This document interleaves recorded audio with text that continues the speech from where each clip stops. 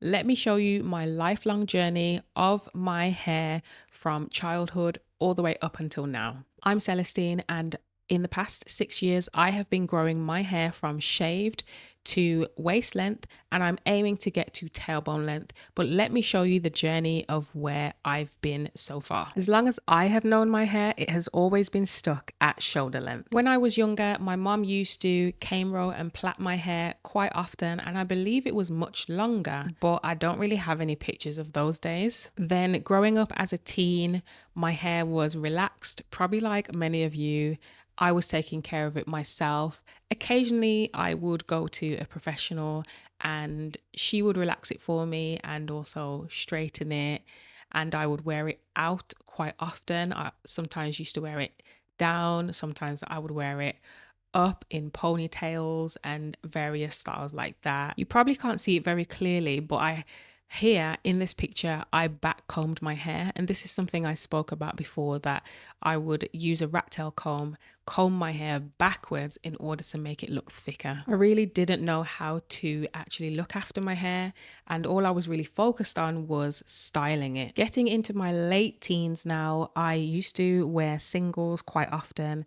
When I was at college, it was very easy to maintain. But I got to a point in my early 20s where I really wanted a change. And so I shaved my hair into this much shorter style where it was shaved on the back and sides, and then the middle and the front was longer. I kept my hair like this for quite a few years because I love the fact that I felt and looked a bit more mature, and I would generally maintain it myself. I would shave the back and sides myself, and I would style and curl the front, the fringe part myself as well. During this time with shorter hair, it really never occurred to me that my hair was growing, and therefore being able to apply that logic to the fact that my hair can therefore get longer than shoulder length. Anyway, I started growing out that shorter style, and I was using wigs in order to cover the two different lengths of my hair, of course. And then after a while, it started to get much longer, and the picture you just saw was me pretty much back at shoulder length.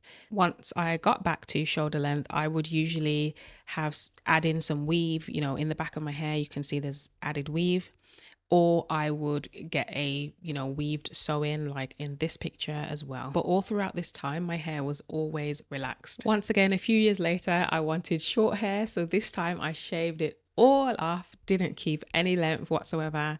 And it was probably about a 4 or 5 on the top and a 3 on the sides. I think it's clear to see that I've never minded having short hair. In fact, I quite like it. I like the freedom of it and the fact that there's just not much to do at all, and how convenient it is. But on this occasion, the second time I had shaved it, I didn't keep it short for very long, and I pretty much straight away started growing it back out, mostly wearing weaves, sew-in weaves, and also some extension single braids as well. My mum taught me how to cane row and braid from quite a young age, so I've always been able to do my own hair. For instance, in this picture, these braids were done by myself, and also the cane rows on the next few pictures, I did them myself as well. In fact, in my friendship circle when I was young, I was one of the go-to people that would pretty much do loads of people's hair, and people would pay me for it. So that was amazing.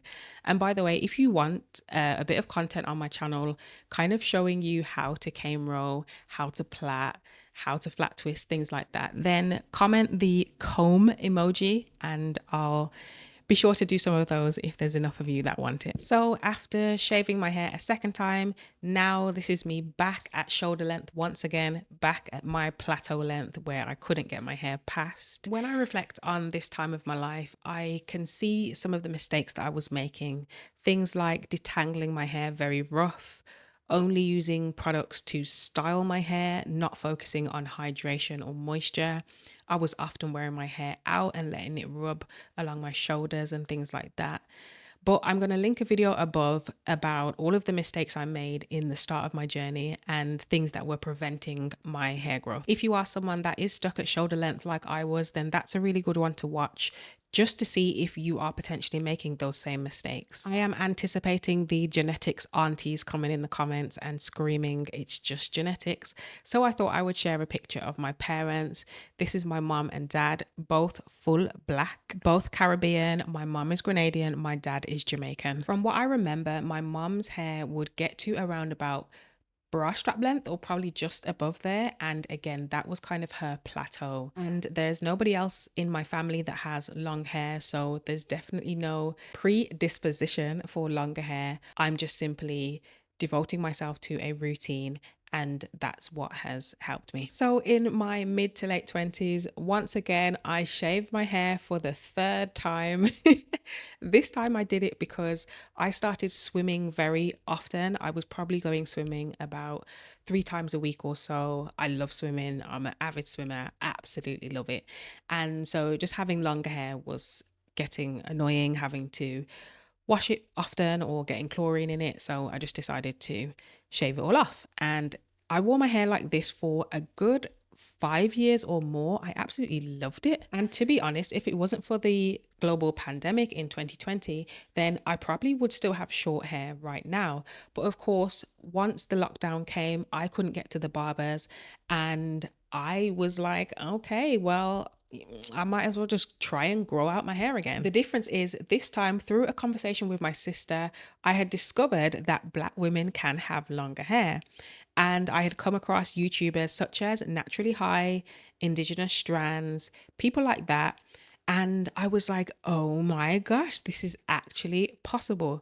So instead of growing out my hair how I had previously done and just it getting stuck at shoulder length once again, I was way more intentional right from the very beginning. One of the biggest decisions that I made was that I would do this whole journey natural. And so this was the first time in, you're talking like 15 years, that I didn't relax my hair. When I was at teeny weeny afro stage, I pretty much just covered my hair with a scarf in order to just carry on, really, because of course my hair was so short I couldn't really style it. So I would typically wear my hair either out in a little afro, or as it began to get a bit longer, I would then start installing single extension braids. During this time when my hair was shorter and when it wasn't in braids, I would wash it around about twice a week or so, or if not, then once a week, because it was so short, it was easy to do that. But once I started wearing braids, then it was a bit challenging to wash my hair that often. So the braids were really just temporary to allow me to get my hair a little bit longer to the point where I could start wearing my own hair. But a key thing was, even whilst I was in the braids, I had understood by now the importance of still moisturizing my hair whilst in the braids to make sure that they don't get dry. Again, let me know in the comment section if you want me to show you how to braid with extensions with, single plaits. Let me know and I'll do that for you if enough of you need to know that. Now, this is the point where I was able to wear only my hair, no extension braids. I was probably back to around, not quite shoulder length, but probably maybe like ear length or something like that. And this is a style that I used to love to do. So I would just cane row or cornrow the sides into the middle, and then I would twist it and then do a bit of a twist out, and it would look cute and fluffy. Ultimately, I knew that I wanted to get to wearing twists in my natural hair journey because, once again, as I said, I was learning from Naturally High and Indigenous Strands, both of which wore twists, and that was their protective style of choice that helped them to retain much more length. And so that's what I wanted to do as well. At this point, I had gotten back to shoulder length, and so that's when I decided to go for my first trim. This was a professional trim. I've mentioned before, one of my closest friends is a hairstylist, and so she was able to trim my hair, and I was really happy with it. Then over time, I got married within this same year, and my hair was probably still around about shoulder length, so I did have to have some added hair to pad it out. Well, I didn't have to, but I chose to. My initial first goal when I chose to grow my hair longer was to get to armpit length, and this is the moment I met that goal, and I was absolutely elated because it really just signaled to me that I can grow my hair longer. It can get past shoulder length. And if I can get to armpit length, then I can get to bra length, then I can get to mid back length, then I can get to waist length. And of course, I can get to tailbone length. So it was really just the start of a brilliant journey. And from here on out to the rest of the video, you're really just seeing content that is already on my YouTube channel in various different videos. The key thing that I will say is throughout this whole journey, starting from 2020 up to now, I really just stuck to a routine. And for the times when I noticed that I wasn't sticking to the routine, my hair actually suffered. And towards the end of 2025, I noticed that my ends were looking a lot more thinner and I wasn't really liking it. So even though in January 2026, I did manage to grow my hair to waist length, which was amazing. It was amazing to actually see myself get to that milestone. But because my ends were looking much thinner than I wanted them, I did decide to trim off around about 2 to 3 inches. And so right now I'm probably back at mid back length. And my goal now is just to get from mid back length to my initial goal of tailbone length. Genetics really has not been the cause of me being able to grow my hair longer. It has to be because I have developed a routine and I have simply stuck to it. And so if you're someone who your hair is probably stuck at a similar length to mine, whether it's shoulder length or neck length, whatever it is, if your hair is stuck, it's probably because you don't have a routine that's working for you. Or if you do have a routine, then you're not sticking to it consistently. So I want to help you to develop that for yourself. Click the link in the pinned comment and grab the 12-week hair growth accelerator. And I keep talking about this routine that I stuck to for all of these years. And you're probably wondering, what exactly is that routine then? What does it look like? The video that's on the screen right now is where I walk you through my routine, what I do every 2 weeks without fail.